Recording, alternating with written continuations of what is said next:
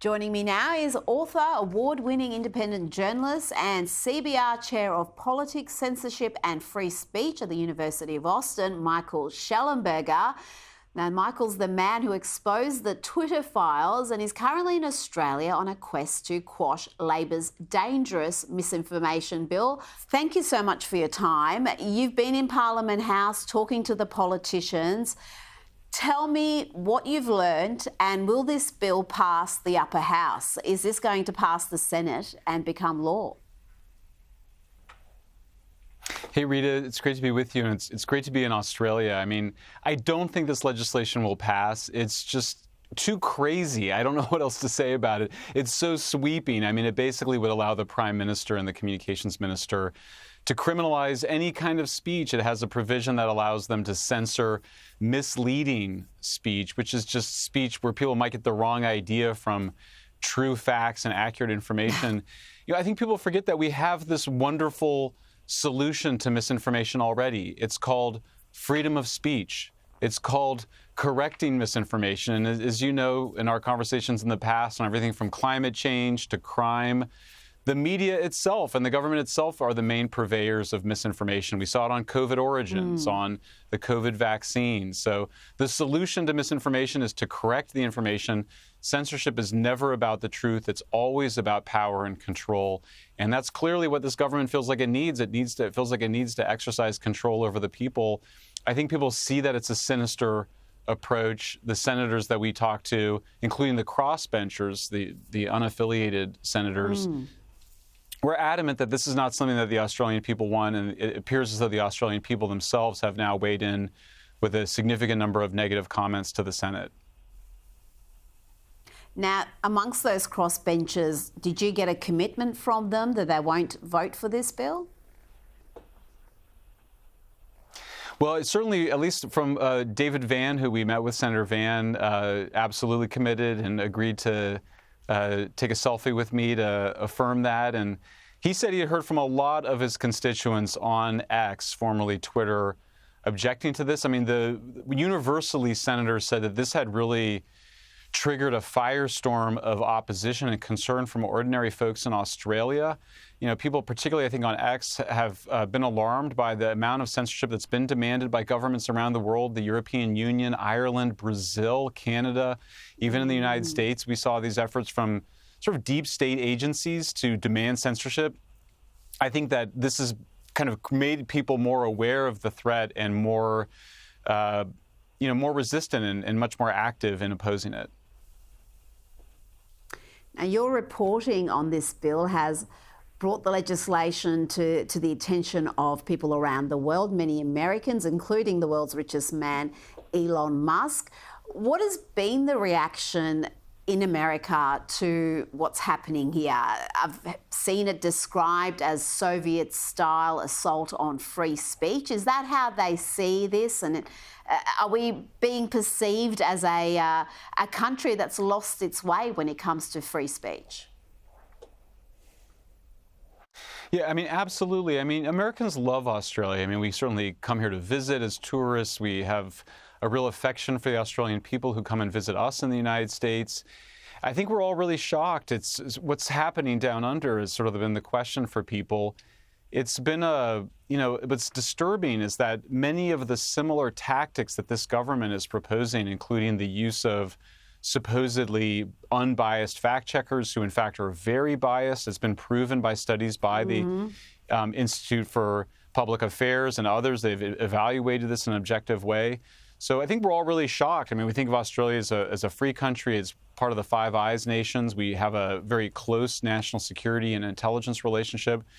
And that is part of the concern as well, as it appears that some of this is coming from the intelligence and security agencies between our governments, and that's obviously completely inappropriate and illegal. And so any whiff of that, and I think you start to really trigger some serious concerns both in the United States and here in Australia. Michael, what do you make of our Karen, the E-Safety Commissioner, Julie Inman-Grant, who has politicised her office repeatedly and even sued Elon Musk's X in an effort to censor content? How responsible is she for what we're seeing right now? Well, obviously, it's a huge concern. I mean, this is an American in Australia working for the Australian government. She came under pretty mysterious circumstances. She sort of confessed when she came that she had been recruited by the CIA, but was supposedly not working for the CIA. We had seen other supposedly former CIA people involved in censorship in the United States. We can't really get to the bottom of what was going on here. It appears, though, that this is a counter-populist reaction after 2016 to Brexit and the election of Trump, where you see either current or former intelligence officials in government agencies feeling that they somehow have the right to tell people what they can say and hear online. You know, one bright note here is, of course, as you know and your audiences know, that she tried to ban a video from being on X, Twitter, and other social media platforms, not just in Australia, but around the world. And an Australian court ruled that that was unconstitutional and that was not right, and she couldn't do that. So I think chalk that up as a victory for free speech. But, you know, Rita, it's just amazing because, you know, we'll have a victory somewhere. We'll beat something back, like in Ireland.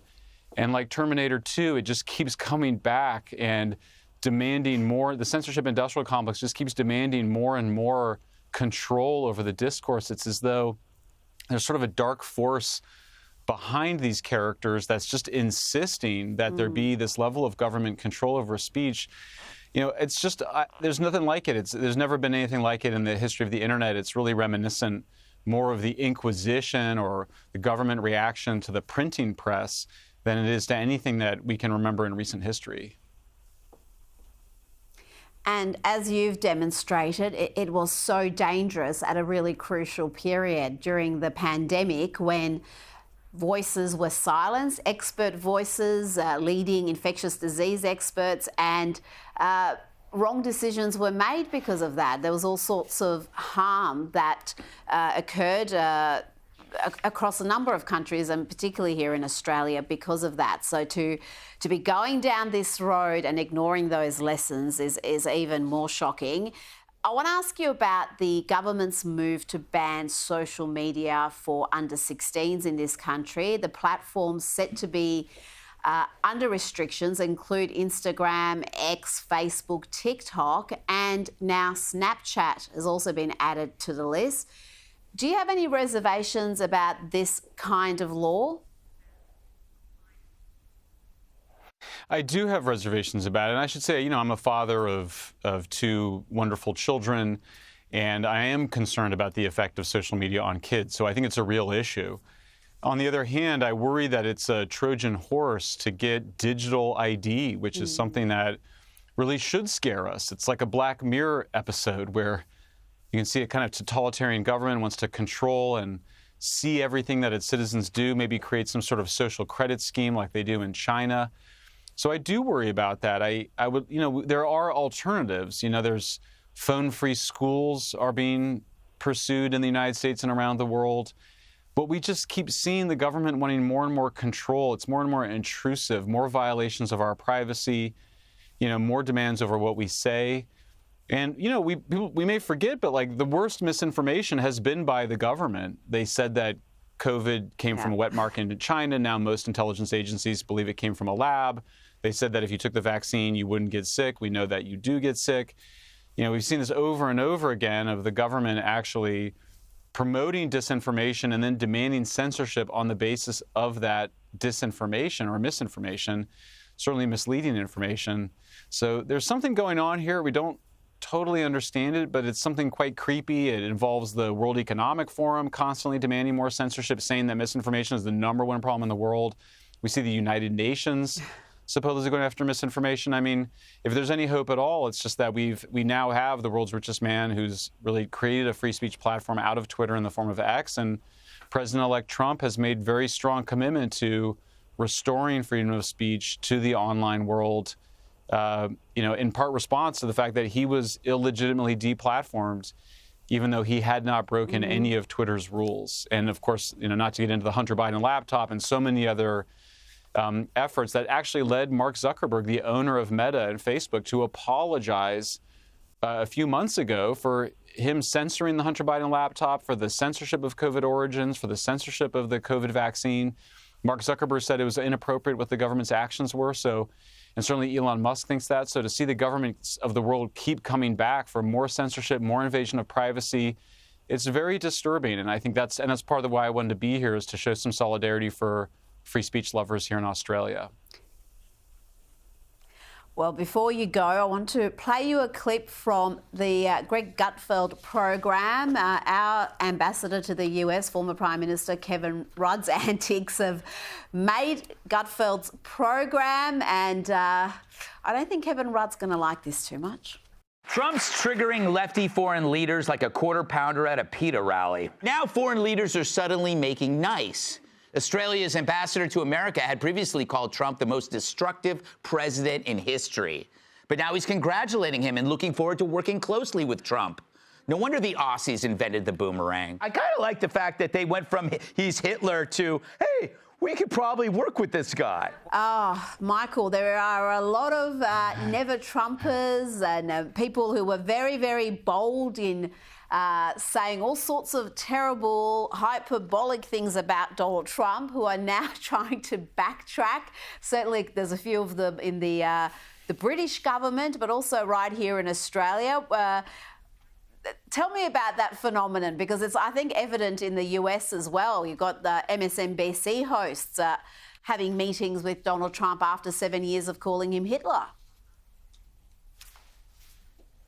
Well, there you go. I mean, and it's not the first time that we've seen this. I mean, we all remember this summer when the media insisted that Joe Biden was fine and he was, youthful and vibrant. And then 24 hours later, they said he had to drop out of the race because of his poor performance against Donald Trump. The mainstream news media has lost so much credibility. We now know that Comcast is selling MSNBC because it's just been a failing network. It's lost a huge amount of audience share since the election. It misled its own viewers into thinking that Kamala Harris was winning in the polls and was poised to win, turned out to be badly wrong. And I think that we're seeing a reaction that people have a chance now to get truth from other places, including from social media.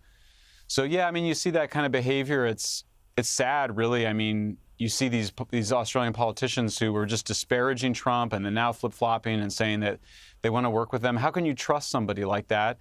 And how can you trust a government that's trying to censor social media platforms, not just in Australia, but around the world? I mean, there's this provision in this misinformation bill where they want to censor what people see everywhere. It just feels so aggressive and so hostile. It's not starting the relationship with the incoming Trump administration on the right foot. I think they're probably going to need, somebody else to restart the relationship, just given the terrible things that the ambassador to the United States has said. I think you're absolutely right. I think that is untenable, that appointment. I think Kevin needs to come home. Michael Shellenberger, thank you so much for your time tonight. Great to be with you, Rita.